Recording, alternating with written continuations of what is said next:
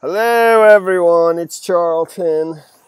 So I want to go over this Mollie Tibbetts case just again, just kind of review everything. I've been wanting to do this for a few days now. I've been super busy with the Bridgeport property and all that. So, and other things that people have pointed out to me and just all the various pieces and put them together as best as I can quickly. And, and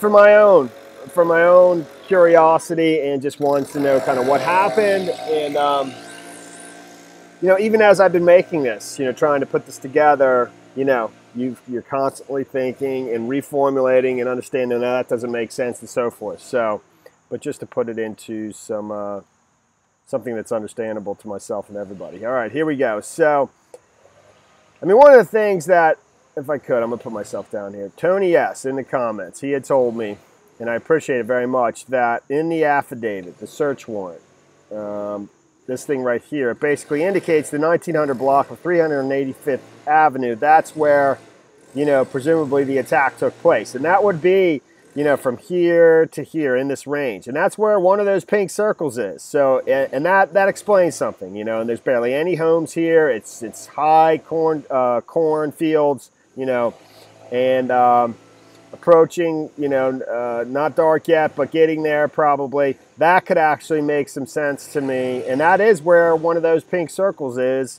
on their interactive map, which has now been taken down. That would be this circle right here. So, I have some thoughts. I had the video. The fact I still am a little bit, it still is a mystery to me why that video took 2 to 3 weeks to materialize from somebody from the general public on Boundary Street and Middle Street. On this, in this area here, right at this corner, right there. This is Boundary Street. Here. This is Boundary, this is Middle Street. Somewhere in this area, I think it's the storage facilities, but I don't know that for sure, but somebody there had a surveillance camera and picked her up jogging and picked up Rivera in his car, I think going around the block a couple times while he was just sort of pursuing her, and then going back and forth numerous times, it said, So I think the back and forth and the, it's a combination of him going around the block. And actually, I think after the attack, I think he came back to town. I think that. I do at this stage. I think he came back to town. Maybe even went to that car wash, but not positive of that. Maybe there was blood on the vehicle, whatever, or thinking he just knew he was going to have to wash out the trunk. And maybe stopped at the car wash and then proceeded from the car wash onto the TEA, the Travel Centers of America truck stop, south of town, which is directly south of Brooklyn. And then from there, I don't know. In this interactive map, I'm going to just jump all over the place. It's so much to this, so to stay on track is very difficult for me. So here's the attack, 385th Avenue, 1900 block, somewhere in that range. This is the car wash. This is where the boyfriend lives. West side of town, where I think the neighbor on his porch saw her jogging last. This is the Travel Centers of America. This is where he lives. This is that farmhouse. The old century-old farmhouse in the trail behind it. He lives in the trailer behind it. Okay.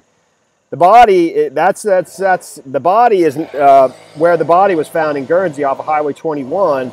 There's no pink shade for that. And I almost think, like I said, it's still a mystery to me why that video didn't surface for 2 to 3 weeks, then why it took 1 to 2 weeks for them to, pin this guy down. I would have thought it would happen a lot quicker than that. I'm almost certain that their capabilities would allow that to happen quicker, but I don't know that for sure.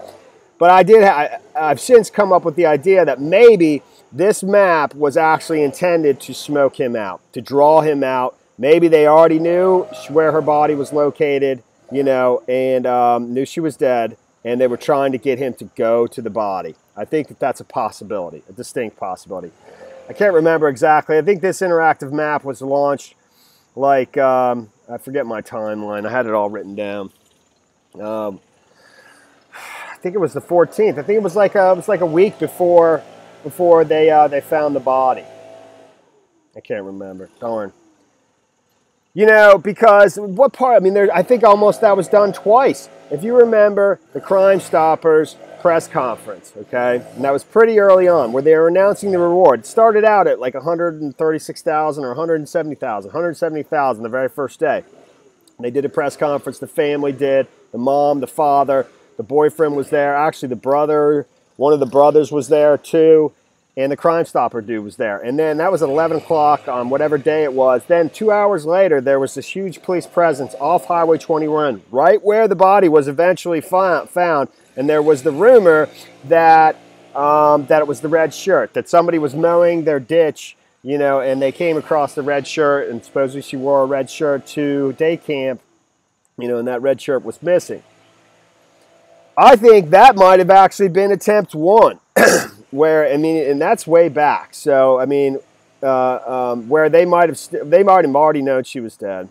Might have already known where the body was placed. And they were basically trying to draw, because they had no leads on who did this, and they were trying to draw somebody to that spot. So basically, you know, the first time there was a huge police presence, they're searching, they find supposedly a shirt, and the next day they say they don't have any knowledge of the shirt. The FBI, the DCI, when they give their press conference the following day, it's the first question they're asked. But that would almost tell, you know, whoever had done this, you know, they were right in that vicinity. They didn't find the body. They're going to find it eventually. They're going to find it soon if I don't get over there and get it and move it. Maybe trying to draw the person over there. Same thing with this map, you know. Everything on here is where Mollie was, except where her body was taken to. You know, it could also be that the phone and the Fitbit were taken care of, you know, were taken off of her persons.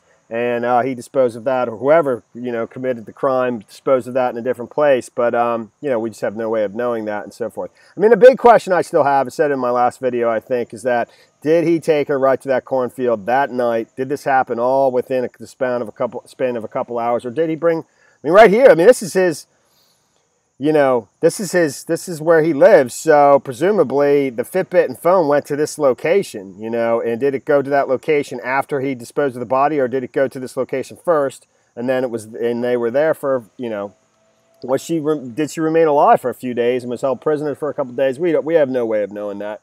We'll probably find that out in the trial, more likely than not. And it's obviously going to be very, very hard for the family to learn these things, but they probably want to know, and they probably already do have a good idea. They've probably been told by the authorities. I don't know. So that was my my overview of things, and that's pretty much kind of what I mostly wanted to present right there. So, so this is the actual press conference where they launched that website, and I'm just starting to think this through, because actually at the same time they launched this website, announced that, they also talked about people to look out for any changes in somebody. Especially they note, you know, somebody that may have recently got their car washed, had recently got their car worked on and whatnot. So, and this was the 13th. So that's she was found on the 21st. So it's 8 days before, you know, the body was found. I'm beginning to believe that they knew the location of the body during by the time that they gave this press conference, probably sooner. And only because you know, it's the autopsies revealed that she died from multiple sharp force injuries, which means typically means she was stabbed to death multiple times, which means lots of blood, you know. And it almost leads me to believe that they knew that, you know, and that's why they would have would have thought somebody had to get their car washed. You know, I'm really starting to think that, and I'm also starting to think that that is possible that this all took place right on 385th Avenue, man, right here in the cornfield, you know, in here, and I don't know that, but the reason I think that is. I think that's why he was picked up on the car wash. I think when they're saying I think those circles are his vehicle, you know, because there's some where it doesn't have his vehicle. The part where I mean, it's both. It's a combination. But I think that they were able to track his vehicle. If it wasn't registered to him, they are able probably to know. I don't know. I know that a lot of the new cars, when they get stolen, they're able to locate them almost immediately, you know. basically, I'm thinking that he was that the attack happened here, and that she was killed right here, not just taken somewhere else and killed later. And that there's blood everywhere. Goes to the car wash. Car wash is closed. You know, it's dark by now. Goes to the travel centers, the truck stop, the travel centers of America to get something to clean his car, bleach and whatever inside of his trunk. I don't know if he goes to that cornfield in Guernsey first and then back home. You know, takes the Fitbit or what off of her and brings that back home, and they're just not putting that pink circle on here on purpose. It's hard to say. All right. This is my rambling thoughts, but, you know, it just is what it is. It's impossible to pin this down completely, you know, even for them.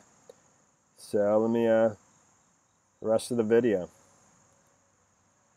Just one more. I just thought, I mean, I will say, for this attack, you know, where it's, and obviously him forgetting everything immediately once it begins to where he's disposing of the body, obviously that's highly hard to believe.